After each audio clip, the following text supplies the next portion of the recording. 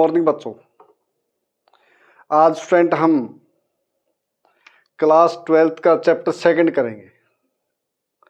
Chapter 2 ये करेंगे बच्चों, Kings, farmer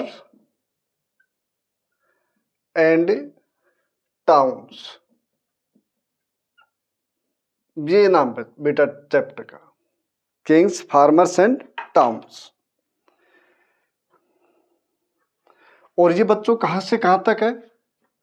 600 BC to 600 AD, यहां तक है। ठीक है,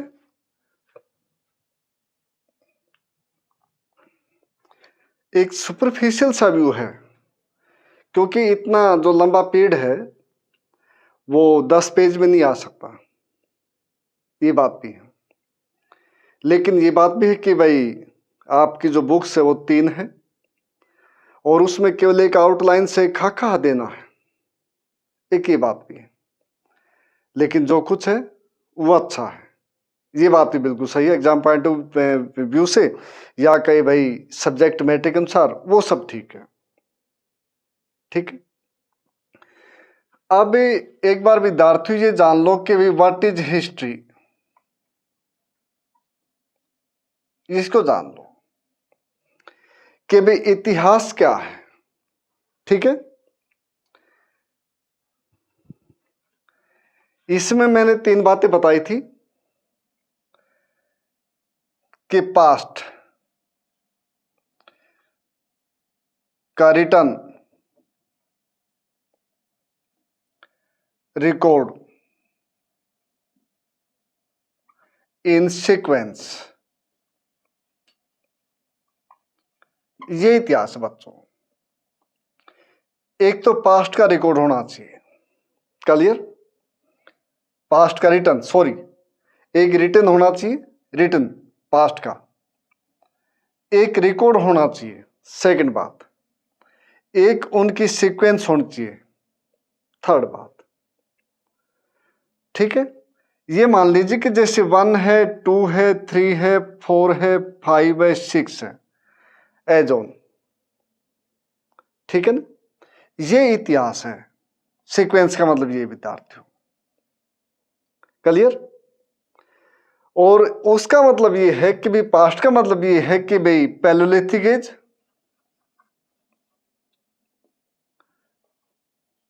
मेजोलिथिक एज और न्यूलिथिक एज,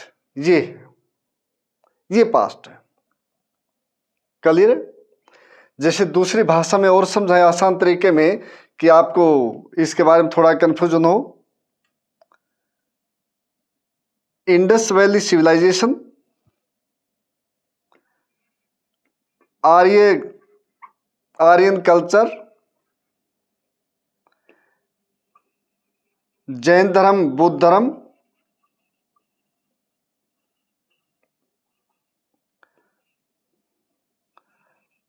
मगध साम्राज्य और मौर्य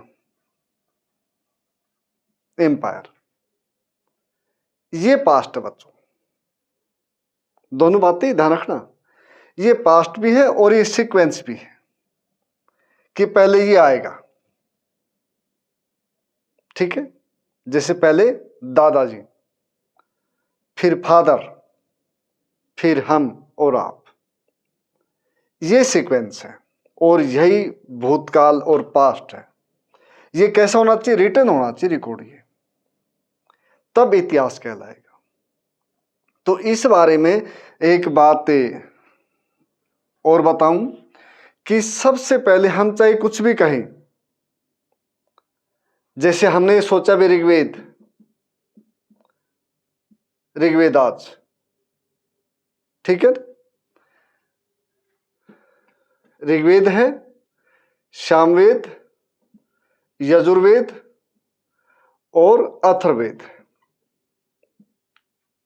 हमने कहा भी बहुत पुराने हैं कि भी 1500 ईस्वी से लेकर के ये 600 BC तक है। इसमें और भी आते हैं, इसमें ब्राह्मण आएंगे, अरण्यक आएंगे, उपनिषद आएंगे, वे भी 600 BC तक विद्यार्थियों। सोशल रिफॉर्मेशन जो मोमेंट है वहां तक ये है, ये मान लीजिए। तो विद्यार्थियों इसका मतलब ये नहीं है कि this book were written in this during this period, इसका मतलब ये कहते ही नहीं है, ये ध्यान रखना। कभी आप ये सोचो कि भी ऋग्वेद सबसे प्राचीन ग्रंथ लिखे हुए हैं, ग्रंथ तो है बट नॉट इन रिटन, ये ध्यान रखना। इनके जो लिखे हुए हैं ये तो केवल 250 वर्ष पहले है, ये एगो केवल ये है, उससे ज्यादा नहीं है, ठीक है ना। क्योंकि जर्मनी के और ब्रिटेन के गुटेनबर्ग और कैकेस्टन, इन्होंने प्रिंटिंग जो टाइप मशीन उसकी इन्वेंशन की थी। तो ये भूल के भी नहीं सोचना कि भी उस समय में लिखे हुए थे, इनको श्रुति बोलते हैं। सुन करके कंठस्थ याद किए, क्रैमिंग, पीढ़ी दर पीढ़ी चलते गए, ठीक है ना। पहले जो लिखे गए थे, जो बुर्ज के पेड़ है, ठीक है ना, छालों के पत्ते, छालों पे उन पे लिखे गए थे, ठीक है, उन पे ही है। कभी सोचो कि भाई इसे पेज है, पेपर तो इंडिया में 13 और 14 सेंचुरी में आया है, 13 और 14 सेंचुरी में पेपर आया है, ये ध्यान रखना। उससे पहले पेपर वाज नॉट देयर, ठीक है ना, ये ध्यान रखना। कभी सोचोगे पेपर जो कॉपी किताबें शुरू से है, ये शुरू से नहीं है। पहले जो ये पेड़ की जो छाले हैं, पत्ते हैं, उन पे लिखे जाते, उन्हें पॉलिश भी करते थे, उनको पेस्टिसाइड एक तरह से वो करके फिर के लिखे जाते थे। इसलिए मैं बार बार आप लोगों को यही कहता हूं कि बेटा सबसे पहले आप समझो कि भाई पॉइंट है, जो प्रॉब्लम है, जो बेसिक कंसेप्ट वो क्या है। तो अब आ जाओ पॉइंट पे कि 600 BC से लेकर के 600 AD तक, क्लियर। अगर हमारे पास कोई रिटन रिकॉर्ड है, फिर सुन लो बात, रिटन रिकॉर्ड कोई है, ध्यान से सुनना, ठीक है ना। तो सबसे पहले मौर्य युग के,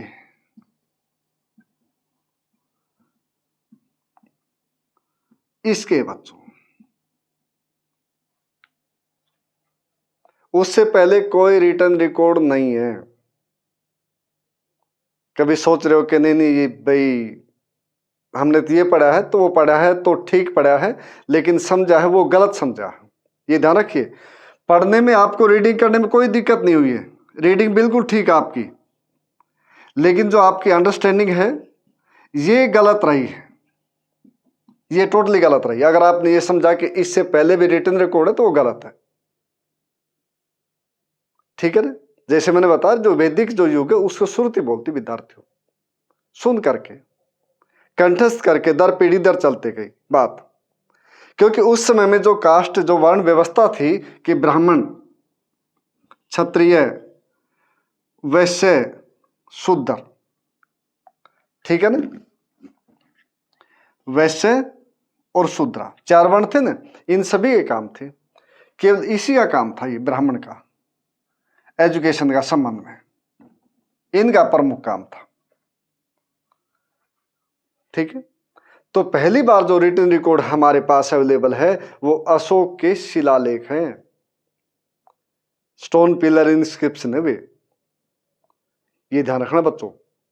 उससे पहले कि अगर आपने ये पढ़ा है कि मैं झूठ बोल रहा हूं, तो मैं झूठ नहीं बोल रहा हूं, आपकी जो, आप भी ठीक हो, लेकिन आपकी जो अंडरस्टैंडिंग, बच्चे जल्दी जल्दी में पढ़ देते हैं कि नहीं नहीं नहीं हमने तो ये पढ़ा भाई, ऋग्वेद 1500 ईस्वी में लिखा गया, ऋग्वेद 1000 ईस्वी में लिखा गया, ठीक है ना, कि 1000 से 600 ईस्वी तक फिर इनका काल है, 3 वेदों का। आपने ठीक समझा है, ठीक पढ़ा है, लेकिन समझा गलत है, ये ध्यान रखना, ठीक है। तो पहली बार जो रिटन रिकॉर्ड है हमारे पास वास्तविक में, वो पहली बार मौर्य युग के है।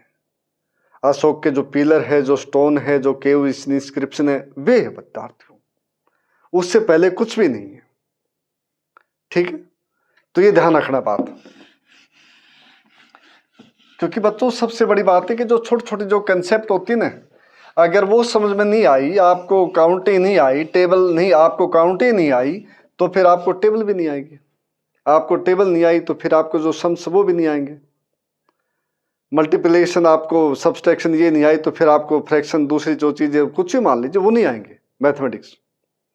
इसी प्रकार ये अगर आपको बेसिक कंसेप्ट ही क्लियर नहीं तो फिर आपको हिस्ट्री समझ में नहीं आएगी कि भी इतिहास किसे कहते हैं, what is history, what is political science, what is economics.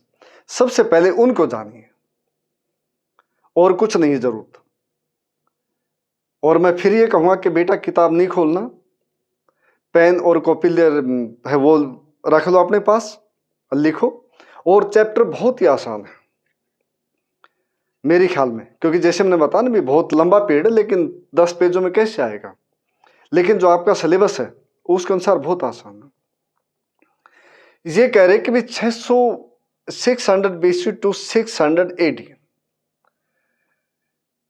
ये कहते हैं जैन एंड बुद्धिज्म। ठीक है, रिलीजन।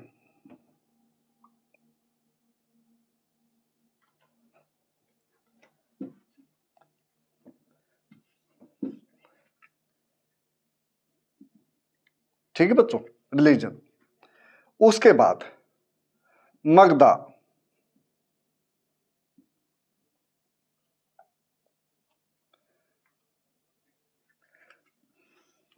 मगधा नहीं, पहले लिखो महाजनपद,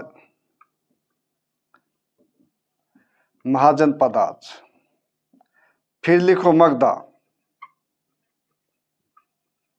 एम्पायर,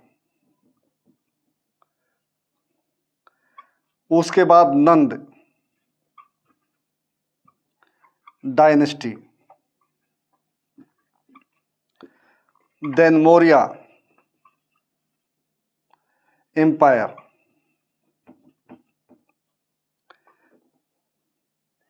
देन इंडो ग्रीक और पार्थियन, देन कनिष्का, कुषाण वंश। ठीक है ना, 78 to 120 AD। ठीक है, देन सातवाहना,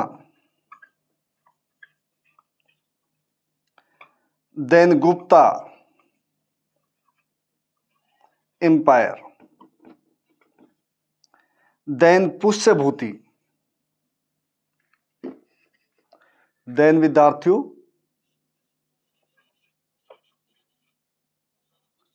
भूति किंगडम। ये है, यहां तक आपका। ठीक है, ज्यादा नहीं है। 600 से लेके 600 AD तक की जो हिस्ट्री है आपकी बुक के अनुसार वो ये है, और भी बहुत है लेकिन आप में ये है। फिर इसी में साथ में हो गए, जो मैं एक रह गया उसको फिट करते विद्यार्थियों यहां पे ले आओ इसको। ठीक है ना, चोला, चेरा और पांडे साउथ इंडिया के रूलर थे, ये किंगडम थे ये। ठीक है ना, मौर्यों के बाद चोल, चेर और पांडे ये विद्यार्थी। अब इसमें ये कह रहा है कि भी किंग थे ये, इसमें जो जैन और बुद्धिस्ट धर्म है इसके महावीर स्वामी,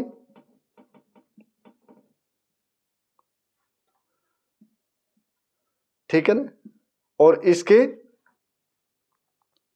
सिद्धार्थ,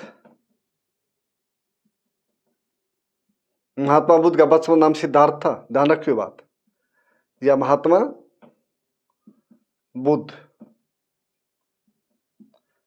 ठीक है बच्चों, एक ने बौद्ध धर्म की स्थापना की और दूसरे ने जैन धर्म को आगे बढ़ाया है, स्थापना नहीं की है। ये ध्यान रखना बात। कभी सोचो महावीर जैन इस्टाब्लिश और founded the Jain religion, no, ये नहीं है। जबकि मोस्टली बच्चे यही सोचते हैं कि भी नहीं, जैन धर्म की स्थापना महावीर स्वामी के द्वारा स्थापित की गई थी। ठीक है, ये नहीं है। ये तो 23 में तीर्थकर थे, जैसे सक्सेसर होते हुए थे। तो ठीक है, तो इसके जो फाउंडर है वो तो ऋषभ देव है। हाँ, बुद्ध धर्म की जो स्थापना, जो विचारधारा, that was founded by Siddhartha और गौतम बुद्ध है, ये बात है। अब इसके बाद आ जाओ बच्चों के इसके जो समकालीन चला कि 16 महाजनपद, 16 महाजनपद, 16 महाजनपद, ये अंगुत्तर निकाय,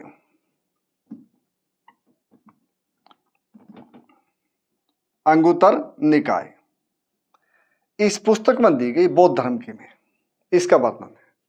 और ये सारी की सारी जो महाजनपद है, ये सारे सारे नॉर्थ इंडिया में और वेस्टर्न इंडिया में, और देख दो एक अफगानिस्तान में भी है। पाकिस्तान में, अफगानिस्तान में बहुत कम है, नहीं तो सारे नॉर्थ इंडिया है। मगध से लेकर के ये अपना ऊपर की बेल्ट पे, नॉर्थ इंडिया की बेल्ट यहाँ पर है। ये एक जो दक्षिण सेंट्रल भारत इंडिया में है असमक, एक वो हो बस, नहीं तो सारी सारी जो बेल्ट है ऊपर ही है बच्चों। ठीक है, जिसमें मगध साम्राज्य, मगध महाजनपद, देखिए जन का मतलब व्यक्ति, ठीक है ना, उससे मतलब है। उसके बाद फिर इसका बड़ा रूप मान ले परिवार, जनता, जनपद एक गांव सा, ठीक है ना, महाजनपद कई गांव मिल करके, कई गांव मिल करके जो एक बना वो महाजनपद है। ठीक है, इनमें सबसे ज्यादा जो चला फिर मगध साम्राज्य, वो चला बच्चों, मगध साम्राज्य ये चला, जो इसके बाद ये आ गया। ठीक है, ये आया। यहां पे बिंबिसार, अजात शत्रु, तुम्हारी बुक में अजात शत्रु है, अजात शत्रु, जाजात शत्रु भी ठीक है। ठीक है, ये पाली भाषा है। जैसे हमने लिख दिया बच्चों धम्म, तो ये धर्म है, ये पाली भाषा का है, ये संस्कृत हिंदी का है। अजात शत्रु पाली भाषा का, अजात शत्रु वो हिंदी भाषा का है। ठीक है, ये है। फिर इसके बाद महापद्म नंद,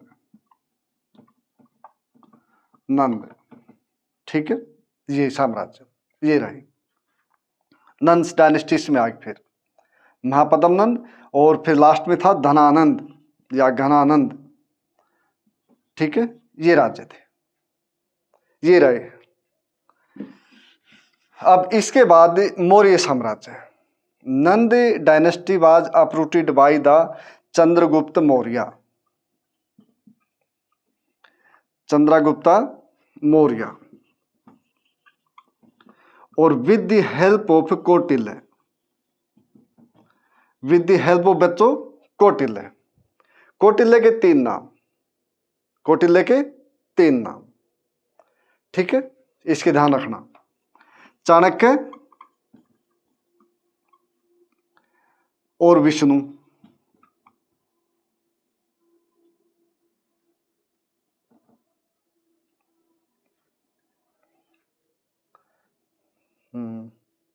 इसमें थोड़ी गड़बड़ याद आती है, स्लिप होगा माइंड से, फिर बताता हूं विद्यार्थियों।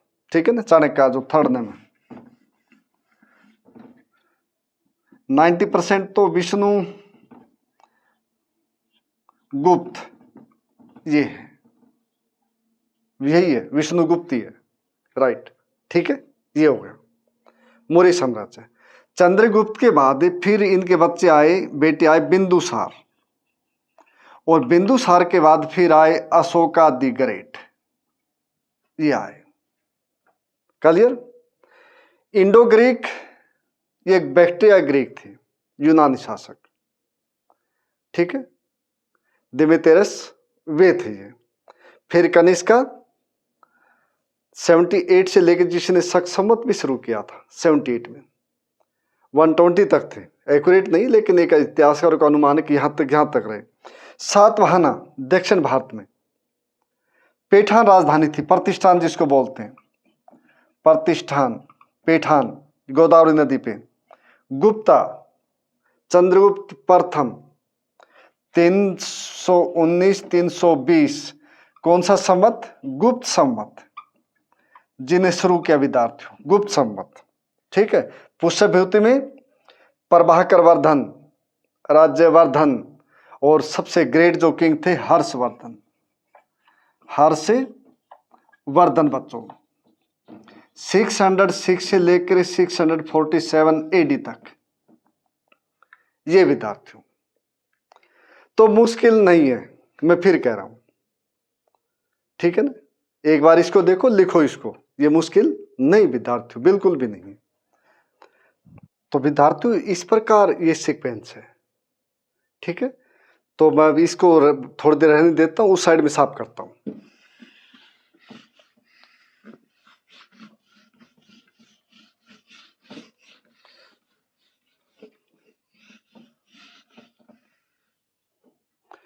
अब कहा गया बच्चों कि भाई जैन धर्म और बौद्ध धर्म के बाद, उसके समकालीन, बाद नहीं समकालीन के महाजनपद थे, कि इसमें सबसे पहले जो मगधा है, ठीक है ना, वो पावरफुल बना। उसके पीछे कुछ कारण थे विद्यार्थियों, अगर ये पावरफुल बना तो इसके पीछे कारण ये था कि एक तो सबसे पहली बात ये है कि जो ये है जो हिल्स है यहाँ पे, उससे घिरा हुआ है 3 साइड से, पहली बात। दूसरी बात, यहाँ पे जो सोन रिवर है ये इसको पानी देती है, दूसरी बात।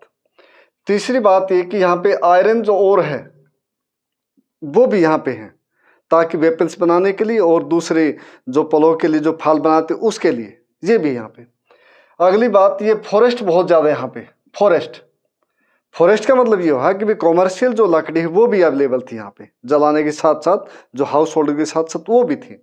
अगली बात ये कि एलिफेंट यहाँ पे बहुत ज़्यादा थे, क्योंकि यहाँ पे जंगल थे। तो बच्चों ये सारी जो बातें थी ना, were favour in the Magadha empire, जिसके कारण के मगध साम्राज्य का उदय होता है। फिर दूसरी बात, जो यहाँ के जो राजा आए, चाहे उसमें बिंबिसार हो चाहे अजातशत्रु हो, ठीक है, कोई भी हो, उसके बाद हो कोई, तो सभी ने मेहनत की है राज्य को आगे बढ़ाने में। चीन को अधीन लिया हो, चाहिए परसनजेत के साथ इनका युद्ध हो, चाहिए किसी साथ युद्ध हो, इनने फिर वैवाहिक रिश्ते बनाए हैं, वैवाहिक रिश्ते बनाकर फिर आगे बढ़े हैं। इसका कारण ये रहा, ये बात रही विद्यार्थी, ठीक है। तो इसके बाद ये महापद नंद थे, जो महापद, और उस समय में धनानंद नंद, इन्होंने भी काम किया, ऐसा नहीं कि नहीं। जबकि ये कहा जाता कि ये तो पहले एक राट राजा थे, एक राट राजा, पहले नंद डायनेस्टी थी। ये इनके बारे में, नंद वंशों के बारे में ये कहा जाता है, लेकिन इसके बारे में ये भी कहा जाता है कि नहीं, ये राज्य में प्रिय नहीं था, इसलिए यहाँ पे जो कौटिल्य नाम के ब्राह्मण थे उनको एक बार उसमें लगा दिया, दानशाला का हेड बना दिया, ठीक है ना, जो आम देते हैं उसका हेड बना दिया, कि भी जो भी भिक्षु आएगा, जो भी ब्राह्मण आएगा, जो भी जैन मुनि आएगा, उनको दान देना है। तो ये कहा जाता कि कौटिल्य की सूरत इतनी अच्छी नहीं थी, छोटे आदमी थे, स्मॉल पॉक्स के उनके चेहरे पे निशान थे, और धनानंद आए, उन्होंने हटा दिया कि नहीं नहीं, कुरूप आदमी, इसको हटा दो। और उसके बाद ये कहा गया, कौटिल्य ने एक प्रण किया कि मैं तुम्हारे को मिटा दूंगा, और उन्होंने एक चंद्र नाम के व्यक्ति को, लड़का था जो, उसको उठाया, नर्मदा सतपुड़ा की जो पहाड़ियाँ उस साइड में जो खेल रहे थे वहाँ से लिया, और उनको उठा करके फिर इसको स्कूल में इसको एडमिशन दिलवा, और उसके बाद फिर इसको सारी शिक्षाएं देने के बाद फिर कहा कि भी तुम्हारे को इस वंश का नाश करना है। फिर इन्होंने दोनों ने मिलके फिर इस वंश को हटा दिया, और 322 या 321 ईस्वी में, बीसी में मौर्य वंश की स्थापना होती है। ठीक है, ये मौर्य वंश के बारे में भी ये है कि विचार है कि भाई इनकी माँ थी वो मुरा थी। कुछ कहते मुरा थी इसलिए इनका नाम मुरा पड़ा, कुछ कहते कि मोर पालते थे इसलिए इनका नाम मौर्य पड़ा। लेकिन इतिहासकार ये जरूर कहते हैं कि नहीं, इनका साम्राज्य जो इनके जो पौत्र आया, ग्रांड सन आया, उसने सारे भारत के साथ साथ दूसरे देशों में नाम कमाया। ये बात है उसके बारे में। ठीक है, और इन्होंने फिर ये किया, इसके बाद बिंदुसार, चंद्रगुप्त मौर्य के बाद बिंदुसार, बिंदुसार के बाद अशोक, ये विद्यार्थी 200, 272, 278, 270, 231 बीसी, इसमें शासन किया इस आदमी ने। 272 के बिंदुसार, कुछ किताबों में 271 भी है, ये ध्यान रखना। अगर वहां पे 1 हो गया तो फिर 79 हो गया, ये भी है कुछ किताबों में। तो ये ध्यान रखो कि भाई यहां पे सक्सेसर वार हुआ था बिंदुसार के बाद।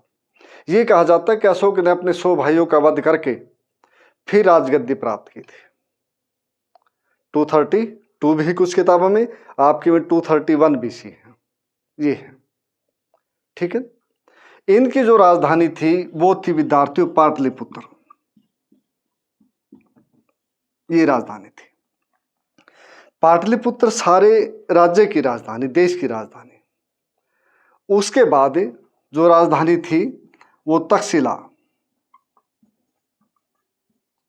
उज्जैन, स्वर्णगिरी और विद्यार्थियों तोशाली, ये प्रोविंस वाइज बना रखी थी बच्चों। प्रोविंस थी, नॉर्थ थी, जो वेस्टर्न प्रोविंस था उसकी जो कैपिटल थी वो थी तक्षशिला।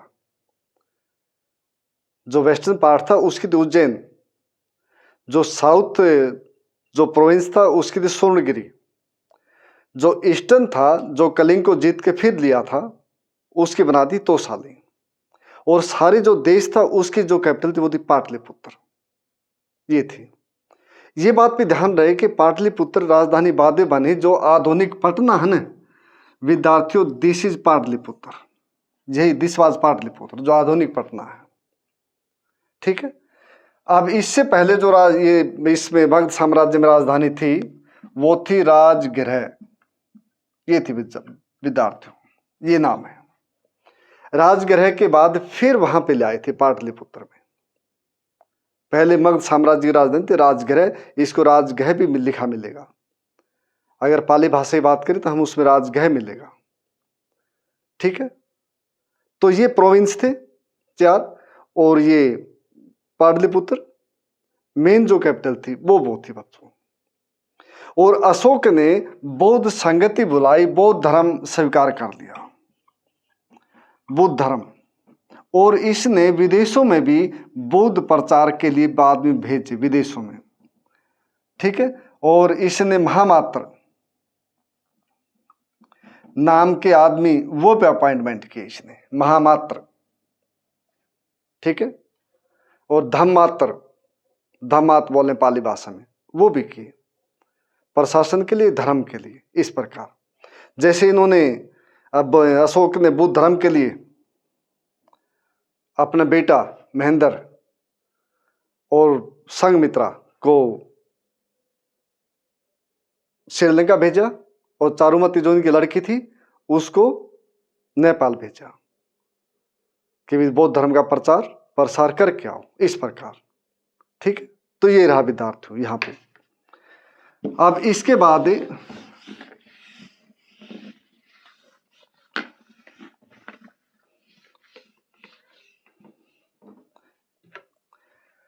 तो बच्चों दिमित्रस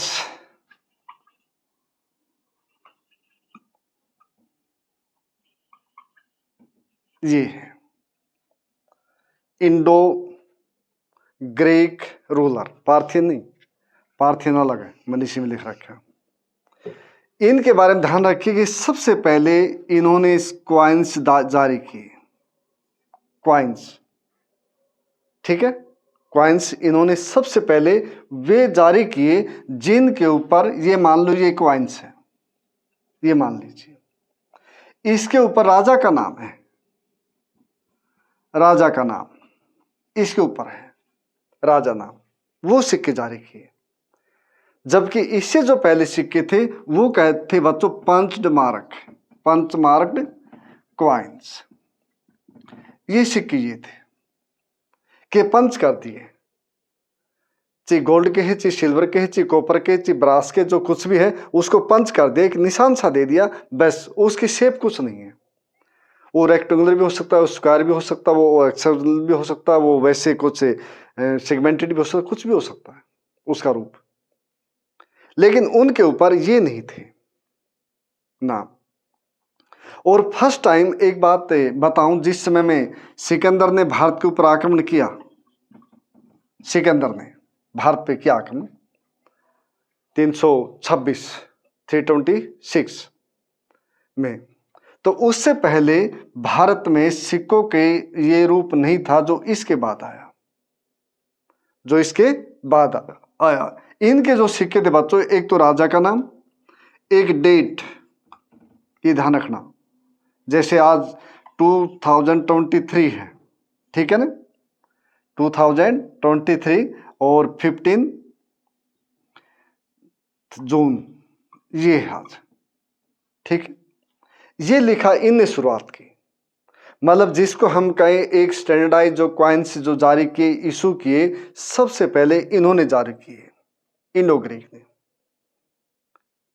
उनसे पहले नहीं हुए थे, उनसे पहले केवल पंच मार्क क्वाइन है, केवल पंच कर दिया, निशान जो दे दिया, बस वही है। लेकिन स्टैंडर्डाइज जो क्वाइंस थे first time were strucked by Indo Greek king, ठीक है।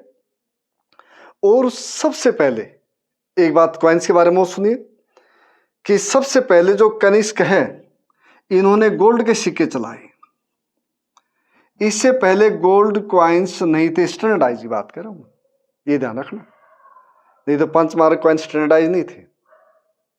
सबसे पहले जो स्टैंडर्डाइज की बात की, जैसे राजा का, जैसे भारत के जो सिक्का है, मान लो 1 रुपये का है, 2 रुपीज का, 5 रुपीज का है, उस पर भारत या इंडिया लिखा होता ना, उस पर वैल्यू भी लिखी होती है, उस पर कोई सिंबल भी है, उस पर जो अशोक का स्तंभ है वो भी है, ये स्टैंडर्डाइज कहलाया, ठीक है ना।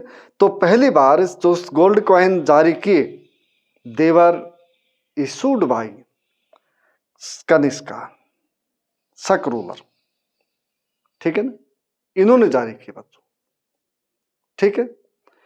सबसे पहले इन कुषाणों ने जारी किए, उसके साथ साथ दूसरी बात और सुनिए, इन्हें सबसे पहले जारी किए कॉइन्स में, और सबसे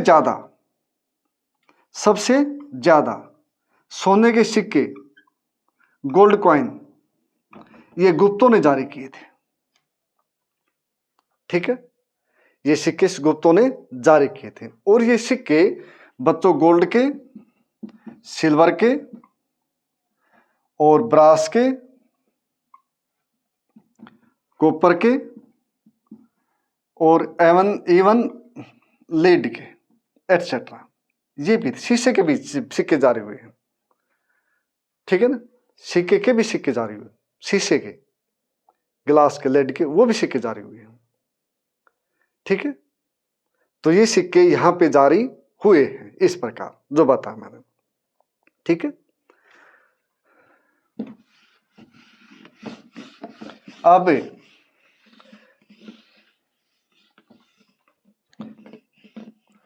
कनिष्क के बाद बच्चों सातवाहन प्रतिष्ठान, या हम कहें Paithan, on the bank of Godavari river was the capital of Satavahana king. तो विद्यार्थियों, Satavahana were the first rulers who granted land to the Brahmin, Jain और बुद्धिस्ट मॉन्क, इससे पहले नहीं किए किसी ने। सातवां ruler were the first kings to issue the land grants to the Brahmin, Jain and Buddhist monk. और यहीं से यह होता कि जो फ्यूडल सिस्टम है, फ्यूडल सिस्टम यहां से शुरू होता बच्चों,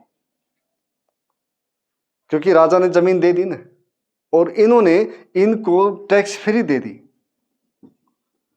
और इसके साथ इनको राइट्स भी दे दी जमीन के ऊपर, ये भी कर दिया। तो यहीं से एंशिएंट समय में फ्यूडलिज्म है, यहां से शुरू होता है इंडिया में। ठीक है, तो ये सातवाहन किंग। अब सातवाहन के बाद फिर गुप्ता रूलर बच्चों, श्रीगुप्त और चंद्रगुप्त प्रथम 390 और 20, इसको बोलते बच्चों गुप्त संवत, इन्होंने शुरू किया।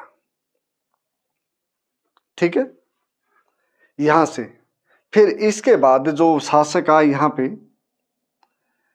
कि Samudragupta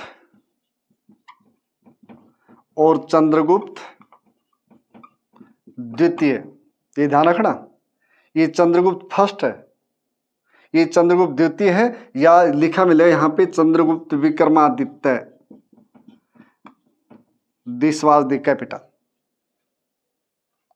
sorry this was the title of Chandragupta second. ठीक है ना, चंद्रगुप्त द्वितीय सेकंड ये थे। इन्होंने जो लिच्छवी वंश की कन्या थी कुमार देवी, उनके साथ शादी कर ली।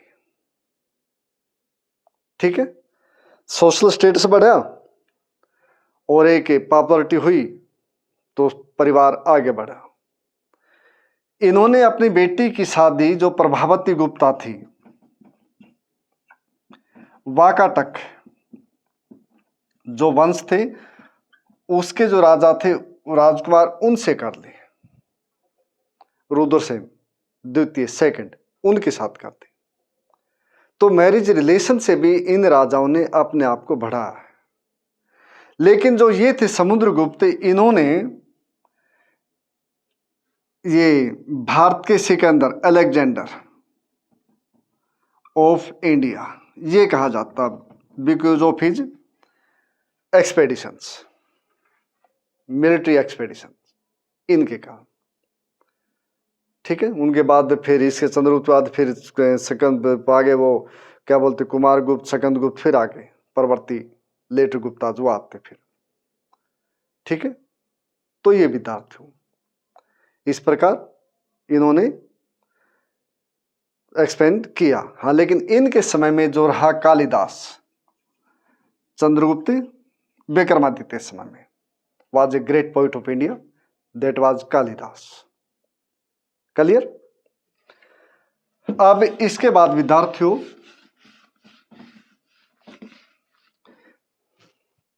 पुष्यभूति, प्रभाकर वर्धन,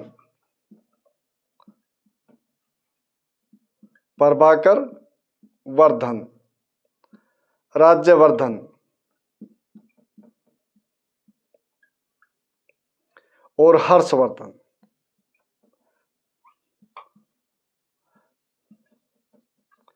606 to 647 AD, ये बच्चों। ठीक है, ये है। तो प्रभाकर वर्धन के बाद राज्यवर्धन, एक इनकी लड़की भी थी राजश्री, और प्रभाकर वर्धन इनकी पत्नी यशोमती, इनकी पत्नी प्रभाकर वर्धन की, इनके 3 बच्चे, 1, 2 और 3 बच्चों, 3 बच्चे। ठीक है, तो ये है। इनका जो पहले साम्राज्य था, जो छोटा है एक स्मॉल किंगडम था, वो हरियाणा में था, कुरुक्षेत्र के पास। क्योंकि सोनीपत में इनके जो कॉइन्स वो भी मिले, हरियाणा में स्थान में इनके जो कॉइन्स वो मिले हैं। लेकिन राजश्री की जो शादी इनके फादर ने मुखोरी राजा से कर दी, ग्रह वर्मन।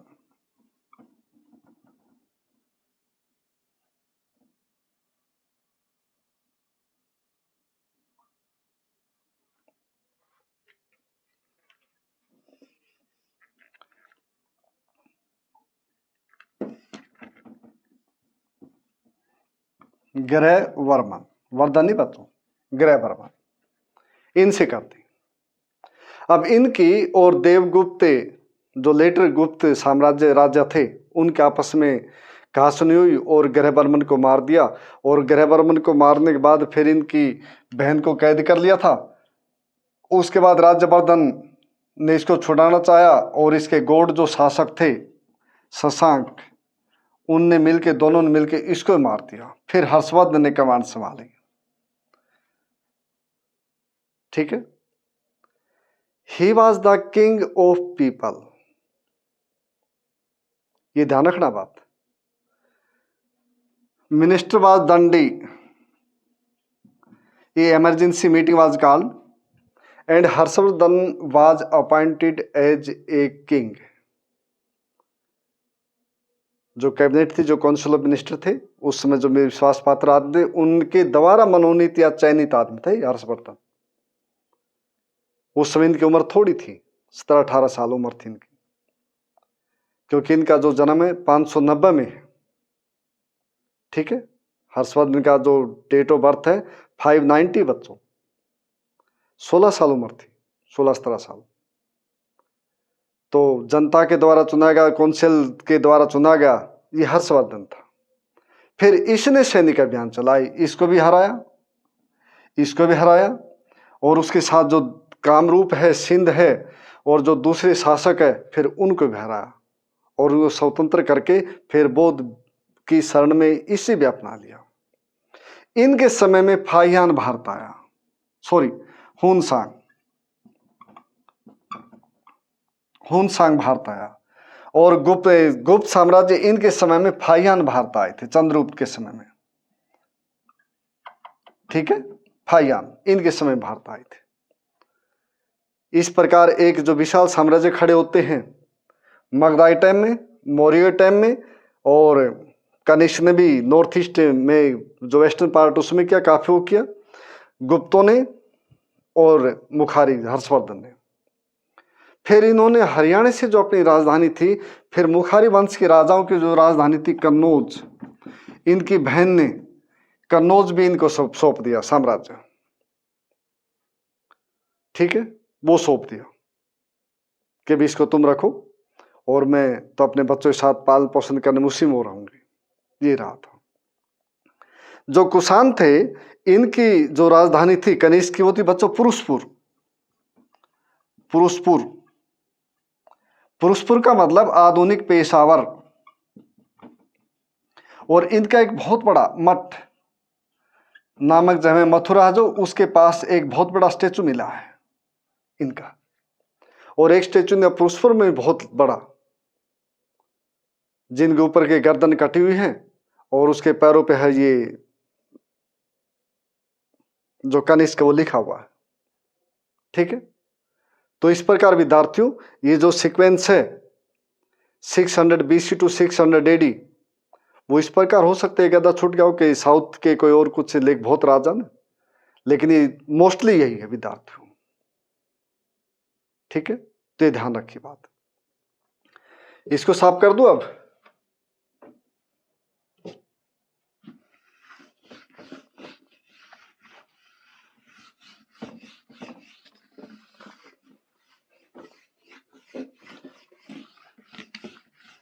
हाँ, ये रह गया बच्चों। अब जब ये क्लीन किया तब ध्यान आया।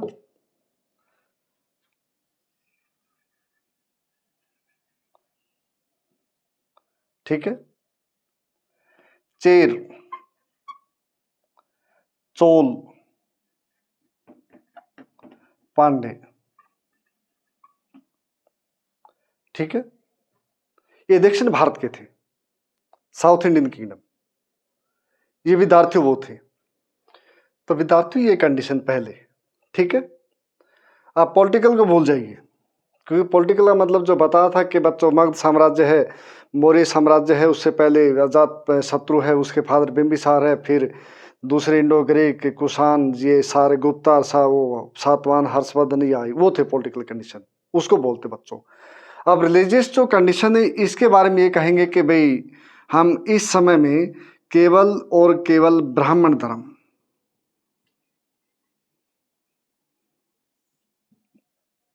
ये था, हिंदू नहीं था। शुरू में उस समय में 6th सेंचुरी के आसपास हिंदू नहीं था। नाम शुरू हो गया था क्योंकि जैसे मैंने पहले चैप्टरों में बताया है बच्चों कि जो इंडस जो नदी है, इंडस, ये जो सिंधु है, इन्होंने सिंधु को से को ये प्रोनाउंस है करते हैं, इसलिए हिंदू हुए, ये ध्यान रखना आप।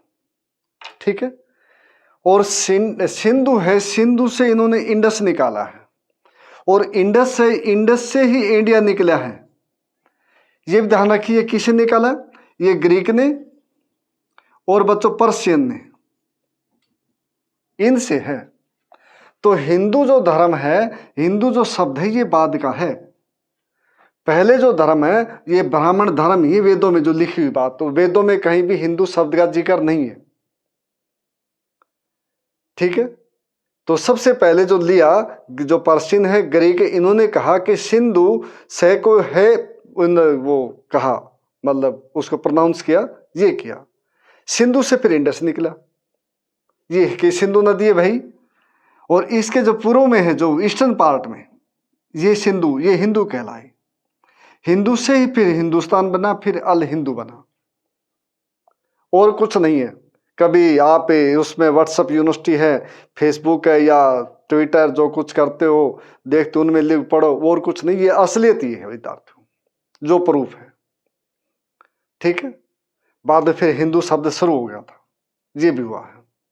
ठीक है, तो इस समय में ये, फिर दूसरे इसके साथ साथ फिर क्रिश्चियन, ये भी आ गए थे मद्रास में, 1st सेंचुरी के आसपास भारत में आ गए थे। उसके बाद जो 600 AD है, उस तक फिर दूसरा धर्म नहीं है। ब्राह्मण, जैन और बुद्धिज्म और बच्चों क्रिश्चियन, ये है। 7th सेंचुरी में 570 में बर्थ होता है पैगंबर मोहम्मद साहब का, 632 में वो चले गए। ठीक है ना, भारत में पहला जो आक्रमण हुआ मोहम्मद बिन कासिम 1712 में होता है, तो इस समय तक नहीं है, यही है, इसलिए इसको बस धर्म को भी छोड़ दो। ठीक है, अब इसके साथ जो सोशल सिस्टम है,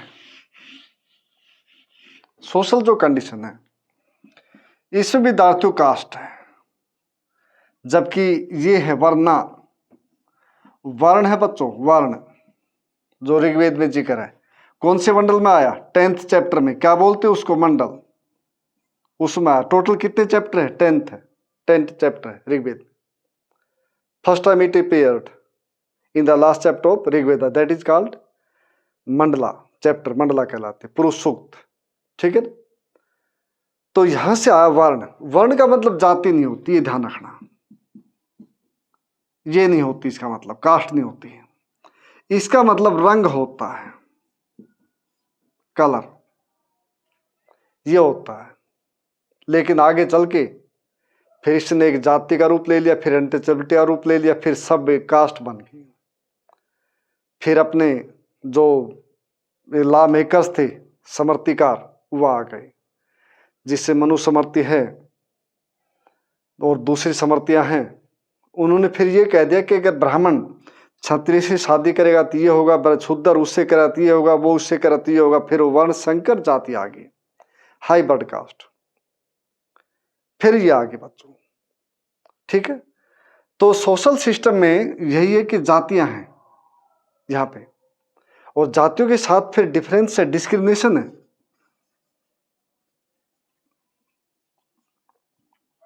जैसे ब्राह्मण है,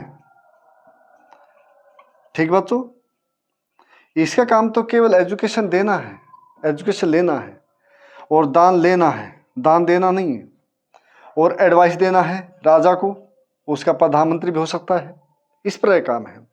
उसके बाद जो क्षत्रिय है, इसका काम है रूल करना, टू बी ए किंग, ये है देश की रक्षा करना, ये काम है। जो फिर वैश्य आए, वैश्य काम था टैक्स देना, एग्रीकल्चर करना, और बच्चों पूर्व जो एनिमल रेयरिंग है वो करना, और उसके साथ साथ ट्रेड करना, ये था।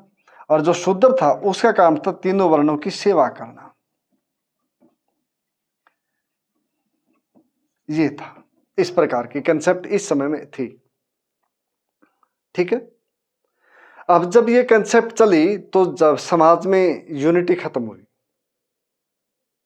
ये सभी जानते हैं। इसलिए महिलाओं के साथ जो वुमेन है, इनके साथ भी सेम ट्रीटमेंट था जैसे शूद्र के साथ है, यही था। Shudra can not speak Sanskrit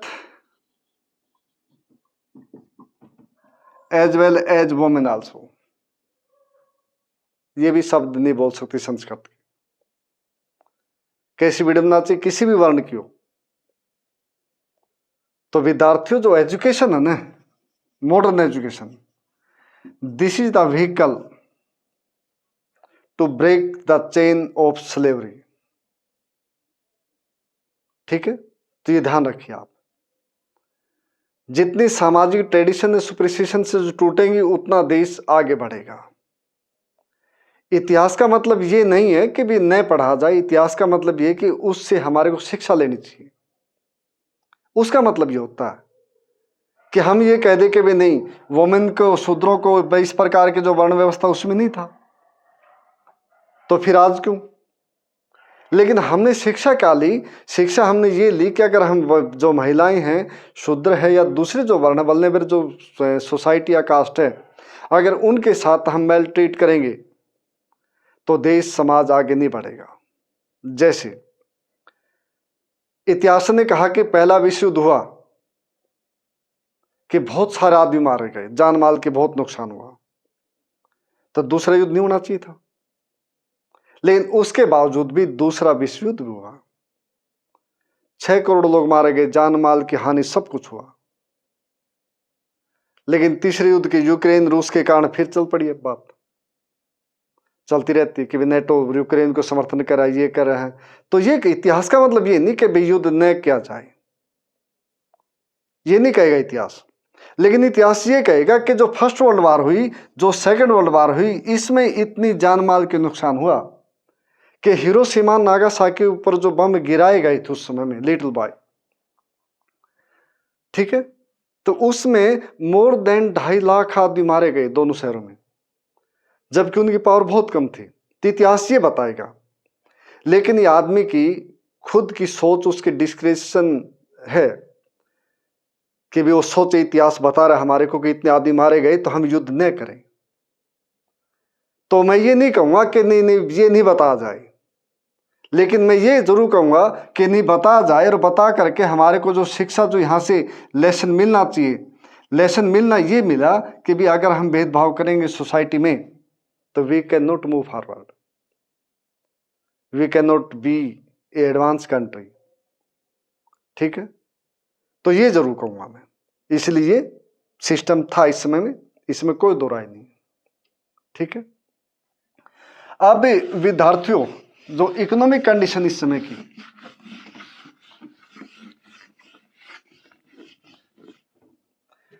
इस समय बच्चों गोल्ड, सिल्वर, कॉपर,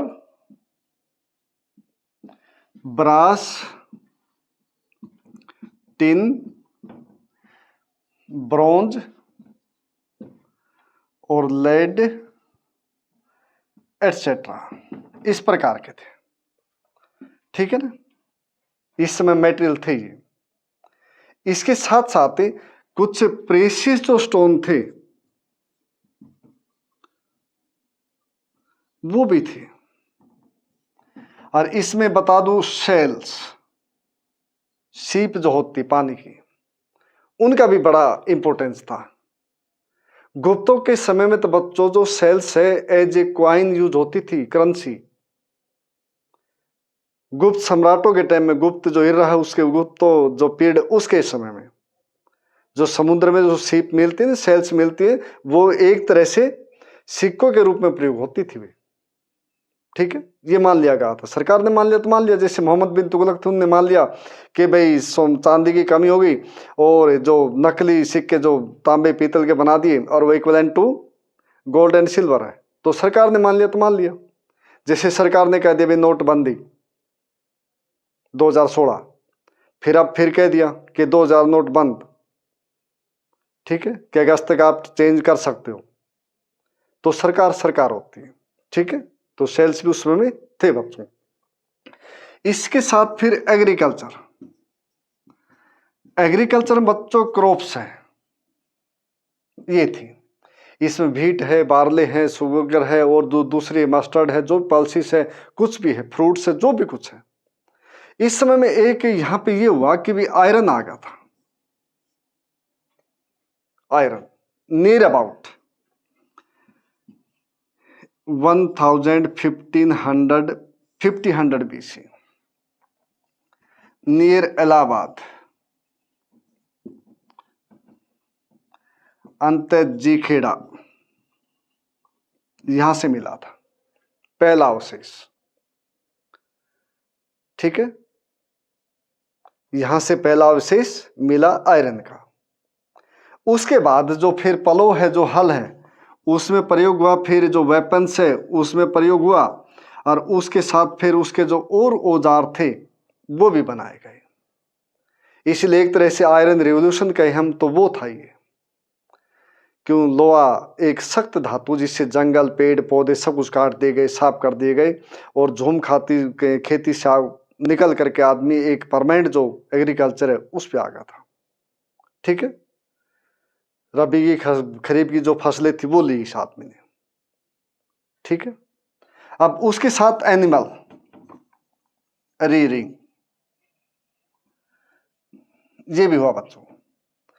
इसमें आपकी गाय है, भैंस है, ऊंट है, गधे हैं, भेड़ है, बकरी है, कुत्ता है, बिल्ली है, जो भी आधुनिक समय में पाले जाते उस समय में भी पाले जाते थे, ये सब है।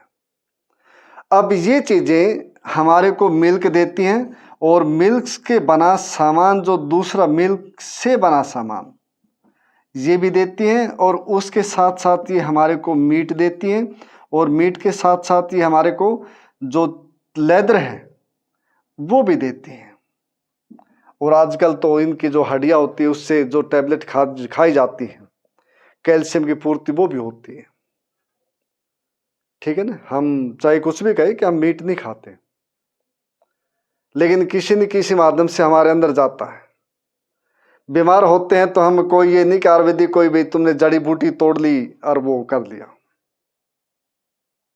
ठीक है, वो नहीं है विद्यार्थियों। इसमें जो बोन्स होती हैं एनिमल्स की, जैसे आपने सुना होगा एजिटेशन चलते बहुत सारे, वो चलता है, वो है इसमें। ठीक है, हाँ, तो ये है इसके, ये सब कुछ क्या है कि इकोनॉमिक कंडीशन दिखाएंगे। जैसे गोल्ड कॉइन दिखा, कॉइन्स मान लीजिए, एक उदाहरण बता देता हूं, गोल्ड।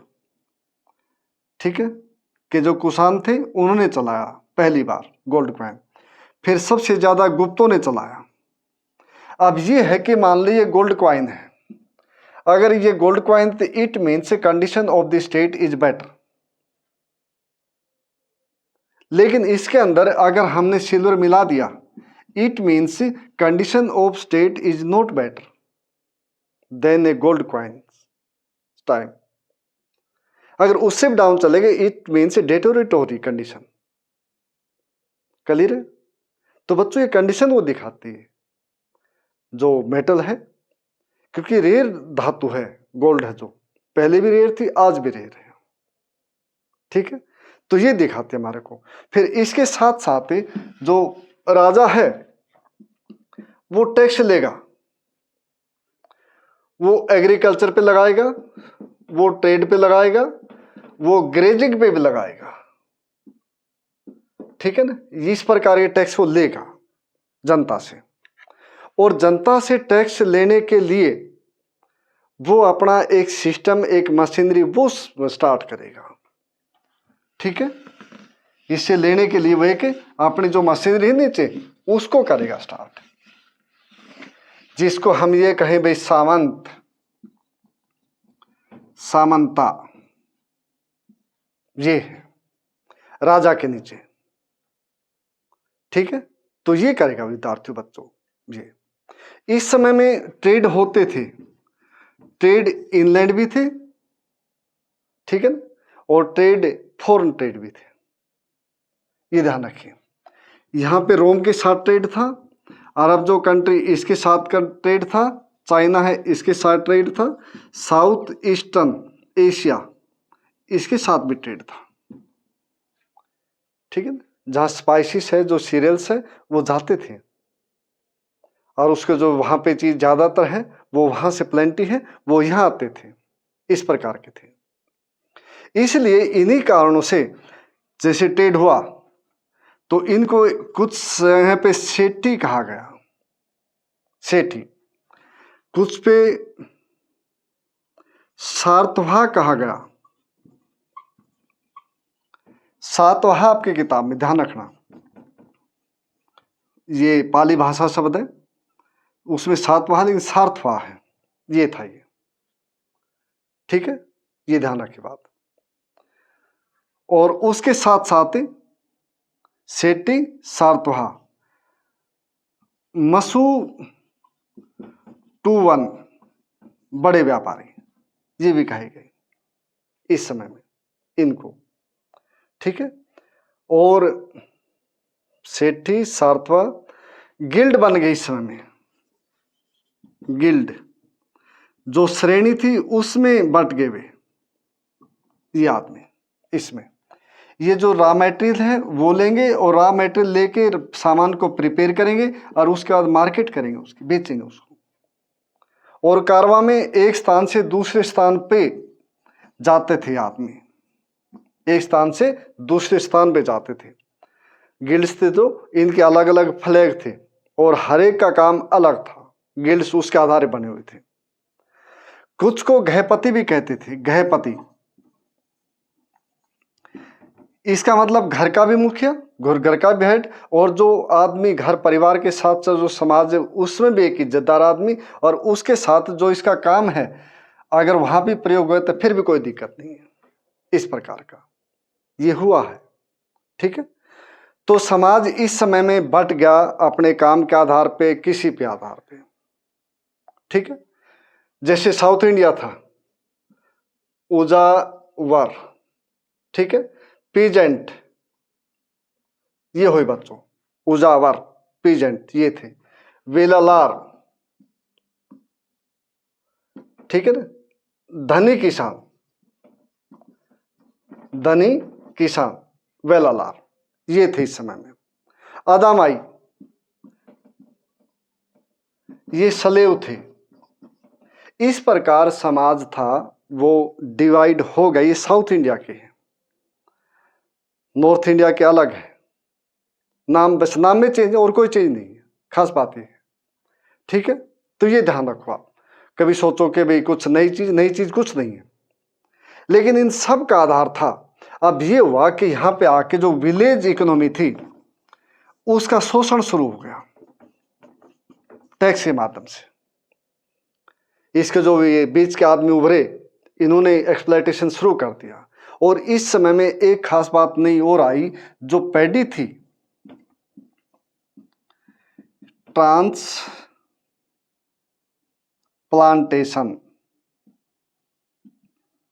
इसमें ये होगा बच्चों, जिसके कारण ये हो कि प्रोडक्शन जो था वो कई गुना बढ़ गया पैडी में ट्रांसप्लांटेशन से, ये हुआ। इसलिए जो राजा था, राजा ने अपने नीचे एक तरह से ये कहूँ मैं किंग, इसने अपने नीचे सामंत लगा दिए, फ्यूडल। इसके दो कंसेप्ट हैं फ्यूडल लगाने के पीछे। एक कहते कि इसको टैक्स वो इकट्ठा करना था और अपनी एक जो रुतबा ऊपर उसको वो करना था। इसके पीछे कंसेप्ट ये है कि इसको जो मोनोपोली होती कि भी मेरे नीचे इतने आदमी हैं, इस प्रकार की बात दिखानी थी। दूसरे कहते कि नहीं, राजा को एक डर था कि कभी मेरे खिलाफ कोई रेबल नहीं करते। दूसरा सिद्धांत ये कहता विद्यार्थियों। इस प्रकार समाज है इकोनॉमी के आधार पे बट गया था। पहले बटा हुआ था, आज ही बटा रहेगा और आगे ही बटा रहेगा, इसमें कोई दो राय नहीं है। मेरा ये मानना है कि सब जगह दुनिया के, चाहे आप किसी भी कोने में चले जाइए, डिस्क्रिमिनेशन है। चाहे अमेरिका चले जाइए, स्वीडन, नॉर्वे, कहीं भी चले जाइए, सब जगह डिस्क्रिमिनेशन। लेकिन उसकी फ्रीक्वेंसी में डिफरेंस है। जो वहां पे डिस्क्रिमिनेशन मिलेगा वो इंडिया की और उसकी फ्रीक्वेंसी में उसमें फर्क मिलेगा। अमेरिका की में और नॉर्वे, स्वीडन की में फर्क मिलेगा। वहां पे बहुत कम मिलेंगे ऑपरेसिव सिस्टम। ठीक है, अमेरिका में उससे थोड़ी सी ज्यादा मिलेंगे, भारत में और ज्यादा मिलेंगे, जो और अफ्रीकन कंट्री उसमें और ज्यादा मिलेंगे। लेकिन आफ्टर दैट अगर हमारे को आगे बढ़ना है तो पढ़ाई बहुत जरूरी है। पढ़ाई से समझ बढ़ती है, आदमी का विजडम बढ़ता है, आदमी एक नई थिंकिंग आती है, देश के प्रति आदमी समर्पित होता है। क्योंकि ये सब कुछ अच्छी किताबें पढ़ने से आएगा, वैसे नहीं आएगा। ठीक है, तो ये पैडी इस समय ट्रांसप्लांटेशन शुरू होगा जिससे प्रोडक्शन बढ़ी। तो इस प्रकार विद्यार्थी जो आर्थिक जो कंडीशन थी ना, वो कम ज्यादा होती रही है, अच्छी भी रही है, कुछ डाउन भी रही है। क्योंकि बाद में चल के जो रोमन ट्रेड था वो खत्म हो गया, मतलब खत्म नहीं, वो डाउन हो गया। नहीं तो जो सिल्क रूट है वो इसी समय में है, जो आपने पिछले चैप्टर में पढ़ा, तो इसी समय में जो टैक्स देना पड़ता था, चाइना से शुरू होकर के एशिया माइनर तक जाता, फिर उसके बाद यूरोप सामान जाता था। इस प्रकार का उसमें सिस्टम था। फिर ये साउथ ईस्ट एशिया, अरब जो कंट्री उनके साथ, जो चाइना उनके साथ, और जो रोमन साम्राज्य उनके साथ ट्रेडिंग संबंध थे देश के, भारत के। उसमें जो पुहार है, जो साउथ इंडिया जिसमें चोल चेर पांड्या आए, उनकी थी, चोलों के संबंध थे। ठीक है, तो इस प्रकार ये रहा है विद्यार्थियों, कंडीशन अच्छी, उतार चढ़ाव फ्लक्चुएशन इसमें रही है। हाँ, इसमें ये भी रहा है कि जो भी वर्ग रिच बना वो अपने आप को शहर में उसने रहना शुरू कर दिया, और विद्यार्थियों वो फोर्टिफाइड जो फोर्ट थे उनके किले जिसको हम कहें, उन्होंने वो बना लिया अपने, उन्होंने वे बना लिया अपने। ठीक है, और इस सब के बाद एक और टॉपिक कि हम कहें भी सोर्स कौन से इनके, ये हमारे को कहाँ से जानकारी मिली इनके बारे में कि क्या कौन थे, गुप्त कौन थे, हून कौन थे, दूसरे शक कौन थे, कुषाण कौन थे, पार्थियन कौन थे, ग्रीक कौन थे, सातवाहन कौन थे। ठीक है ना, कैसे इन्हें राज्य किया, इस प्रकार की बात है। तो बच्चों सारे के सारे जो है सोर्सेस यहां से आएंगे। ये आपके आर्कोलॉजी हो जाएंगे, आर्कोलॉजिकल सोर्स। दूसरे आपके लिटरेरी सोर्स, ठीक है ना, दो सोर्स। ठीक है, थर्ड फॉरेन जो ट्रेवलर है, फॉरनर ट्रेवलर, ये बच्चों ये फोर्थ एनल्स होते हैं, एनाल्स लोक धाराएं, ये होता है। ठीक है, तो मूल रूप से बहुतों के ये रहे कि जैसे मैंने बताया कि सबसे फर्स्ट टाइम जो रिटर्न हमारे को प्रूफ है मौर्य के समय के विद्यार्थियों, जो अशोक ने लिख पाए ना, शिलालेख, स्तंभ लेख, वे हैं हमारे पास। उससे पहले के हमारे पास कोई भी रिटर्न रिकॉर्ड नहीं है। अगर आपने कहीं पढ़ा तो उसको मिसअंडरस्टूड कर गया आप। ठीक है, नहीं तो चाहिए कोई से वेद हो, वेदांग हो, या स्मृति हो, कुछ भी हो, और न कहो उपनिषद, वो उस समय में नहीं लिखेगा ये। ठीक है, ये कंठस्थ याद हो आदमियों को, उसके बाद फिर पीढ़ी दर पीढ़ी चलता है काम, ये इस प्रकार की बात है। ठीक है, तो ये रहे हैं। इसमें जो हमारे को मिले ये जैसे इंस्क्रिप्शन, ठीक है, ये हो गए। पोट्री ये हुई। इस समय में नॉर्दर्न पेंटिंग ब्लैक वेयर ये रही थी, अलग अलग रही। OCP भी रही, OCW ये भी रही इस समय में, पेंटेड ग्रेवेयर है ये भी रही इस समय में, अलग अलग रही बच्चों।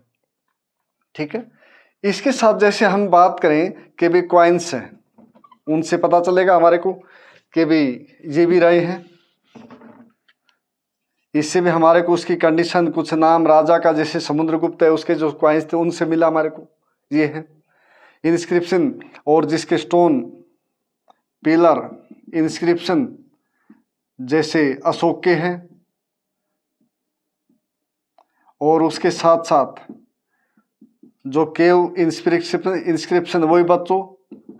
ठीक, तो ये मिले हमारे को।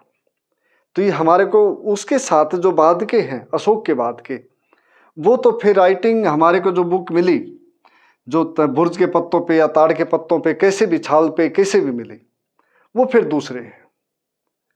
ठीक है ना, उन पे लिखी मिली है। फिर बाद में जाके फिर वो भारत में तो 1660 के आसपास, 1656 है मेरे ख्याल में एक्यूरेट डेट, या 1660 मान लो आप, तो तब लाया 1560 ये पुर्तगीज लाए। गोवा में पहली प्रिंटिंग प्रेस लगाई थी उन्होंने, गोवा में।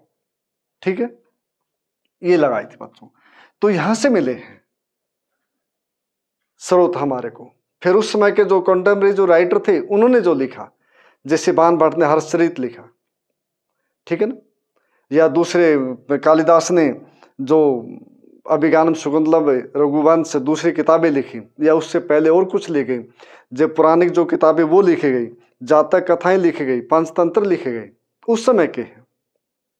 लेकिन ये ध्यान रखिए वो पेज पे नहीं है, वो बुर्ज के पत्रों पे, छाल पे, उन पे है।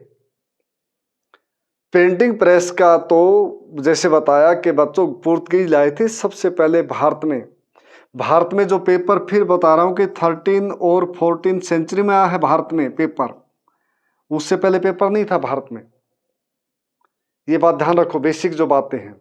इस समय में एंट्री हो गई थी, इस समय में ज्यादा बनाने लग गए। ठीक है, तो ये ध्यान रखिए बात। तो ये बात बच्चों, और उसके साथ साथ फिर ये जैसे इंस्क्रिप्शन है, अशोक ने बनवाया था, जैसे समुद्रगुप्त, गुप्ता जो सराजा था, इलाहाबाद,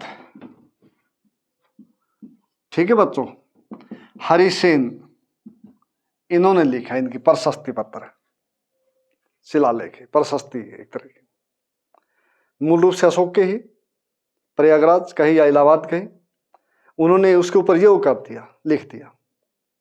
लेकिन इन इंस्क्रिप्शन जो, इनकी एक लिमिटेशन है स्टोन की, क्योंकि इंस्क्रिप्शन वो होगी बच्चों जो किसी सख्त धातु के, इसका सख्त सतह पे लिखी जाएगी। तो इसकी भी एक इन वो जैसे अशोक के ही इंस्क्रिप्शन, सबसे पहले सर जॉन प्रिंसेप,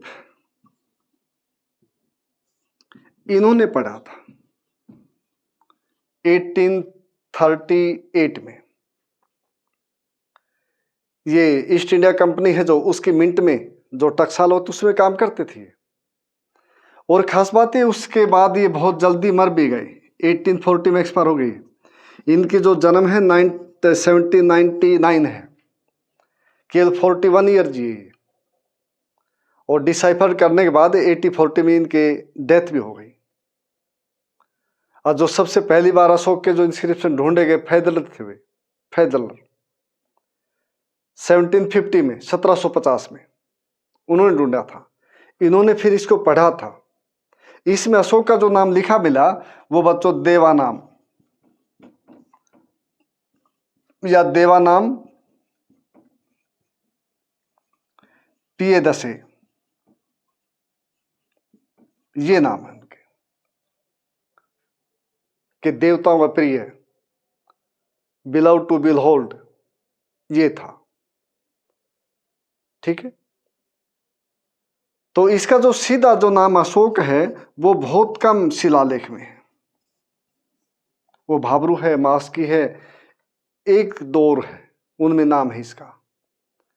नहीं तो इसके कुल मिला के जो शिलालेख स्तंभलेख जो कुछ है वो 50 से ज्यादा है, लेकिन किसी में नाम नहीं, सब में यही नाम है, देवानाम पियदसे, देवानाम ये नाम है, या पियदसे, केवल पियदसे ये नाम है। ठीक है विद्यार्थियों, लेकिन इसकी भी कुछ सीमाएं हैं। ठीक है, इसकी कुछ सीमाएं हैं, जैसे ये पाली, प्राकृत, अरामाइक और विद्यार्थियों ग्रीक, ये इस समय में संस्कृत, और जो लोकल भाषाएं जैसे चोल चेर पांडे उनकी अपनी होंगी, ये बात वो है, लेकिन मूल रूप से अशोक के इनमें है। ठीक है, और इसमें जो ये गांधार का है एक, इसमें तो बाइलिंगुअल है, ये ग्रीक और अरामाइक दोनों में है, क्योंकि ये जो प्रांत उसने लिया वो सेलुकस को हरा के फिर लिया तो उस साइड का, कंदार है, रात है, गांधार है, ये वहां से लिए थे। ठीक है ना, इसलिए उन भाषाओं को समझने के लिए जो वहां के लोग थे, फिर वैसी ही भाषा में इन्होंने अपने जो शिलालेख थे, स्तंभलेख थे, वो उन पे छपवा था, खुदवा था। ठीक है, लेकिन इनके कुछ सीमाएं हैं। खास बात यह है, क्योंकि जो एक बार इनग्रेव्ड हो गया, पाली भाषा में है, जैसे पाली भाषा में धम है तो हिंदी में संस्कृत में धर्म है। ठीक है, जैसे सार्थवा है उसमें सातवा है, सातवा, तो ये फर्क है। इसी प्रकार जैसे मैं ये कहूं आप लोगों को कि ऋग्वेद की जो संस्कृत है वो प्राक संस्कृत है, जो मॉडर्न संस्कृत है उसमें फर्क है, मेल नहीं खाती टोटली। और पढ़नी हमने अब है, रीड तो अब करनी ना, इसलिए इसमें ये सबसे बड़ी बात यह है कि पहली बात ये कि हजारों साल हो गए, हजारों साल में ये इरेज हो सकती है, ये धुंधली पड़ सकती है, ये डैमेज हो सकती है। फिर जो आदमी आर्कोलॉजिस्ट है, इंडोलॉजिस्ट है, जो पढ़ता है इसको, तो उसका जो मीनिंग है ये उस आदमी ऊपर डिपेंड है कि एक्यूरेट मीनिंग भाई है क्या। क्योंकि जैसे हम इंग्लिश में किसी भी राइटर ने बुक लिखी और हम हिंदी में उसको ट्रांसलेट करते हैं, तो वो भावनाएं जो राइटर ने लिखी थी, मूल जो उसकी कृति है, जो उसकी पांडुलिपि है, मैन्युस्क्रिप्ट है, वो ट्रांसलेशन में हूबहू नहीं आएगी। तो विद्यार्थियों सबसे बड़ी कमी यही है इसकी, कि डैमेज हो सकती है, ये डाउन हो सकती है, इसका मीनिंग से वो बदल सकता है, ये जो जगह है रूस के अनुसार किस संदर्भ में लिखी गई है, एक वो बात भी है। इस प्रकार इसके भी कुछ लिमिटेशन है विद्यार्थियों। तो बेटा इस प्रकार आपका जो चैप्टर है वो पूरा हुआ। चैप्टर आसान था, ठीक है ना, 600 से लेके 600 ABC से लेके AD तक। ठीक है, कि मगध साम्राज्य से लेके गुप्तों महाजनपद से लेकर के हर्षवर्धन तक, 606 से लेके 647 तक, वहां तक था कि राजाओं के बारे में जानकारी थी, सामंतवाद था, इकोनॉमिक कंडीशन थी, रिलीजन के बारे में ज़्यादा नहीं था, ट्रेडिंग क्लास थी उसके बारे में था, और जो दूसरी बातें थी वो थी। ठीक है, गुप्तों के बारे में, मौर्य साम्राज्य के बारे में, उनके बारे में था विद्यार्थियों। तो उम्मीद करता हूं कि आप लोगों को समझ में आया होगा, क्योंकि मैं फिर यही कहूँ विद्यार्थियों की इतिहास से रटना नहीं है। कितना रटोगे, बहुत बुक्स है, इसलिए उसको समझो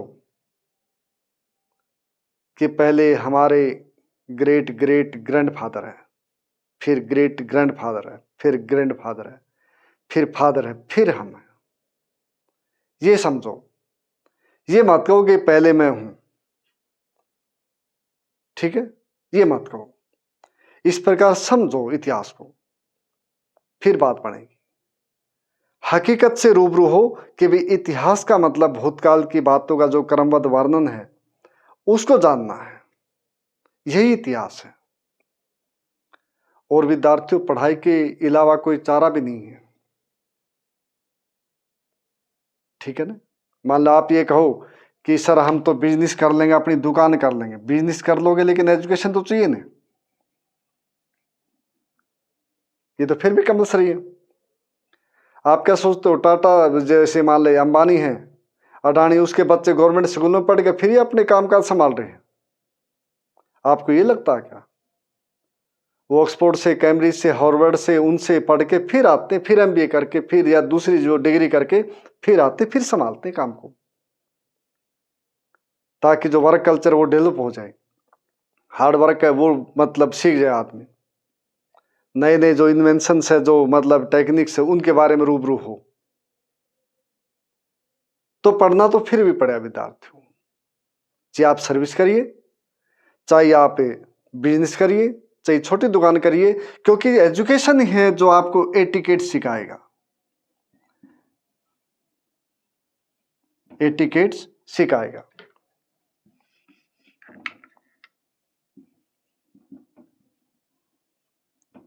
ये सिखाएगा, ये एजुकेशन ही बच्चों। बोलने चालना जो ढंग सिखाएगा, how to live in the society, how to behave with other person, ये सिखाएगा, वो एजुकेशन ही है। जो आपके अंदर जो विजडम पैदा करे वो यही है। जो आपका मन और हृदय को एक बड़ा बनाएगा वो एजुकेशन है। मान लो पैसा कमा भी लिया आपने, रुपया कमा भी लिया, एजुकेशन नहीं है तो आप तो इगोस्टिक हो जाओगे, ये क्लियर है, ईगो हो जाएगी आप में। तो इसलिए मैं कहूंगा कि नहीं, एजुकेशन जरूरी है। कुछ भी करिए आप, ये लोगे तो फिर अपनी सीमाओं में रहोगे। आपके अंतरात्मा कहेगी कि नहीं मैं गलत कर रहा हूं, मैंने इतनी पढ़ाई लिखाई करी है, क्या दूसरों को साथ चीटिंग करने का काम किया मैंने? एक बार आपका मन जरूर कहेगा, अगर पढ़े लिखे होगे तो। अगर आप अनपढ़ हो तो फिर कुछ नहीं कहोगे, फिर तो लूट लो खसोट को, जैसे राम राम जपना, पराया माल अपना। तो ये होगा विद्यार्थियों। इसलिए कुछ भी करिए लेकिन पढ़ाई जरूर करिए।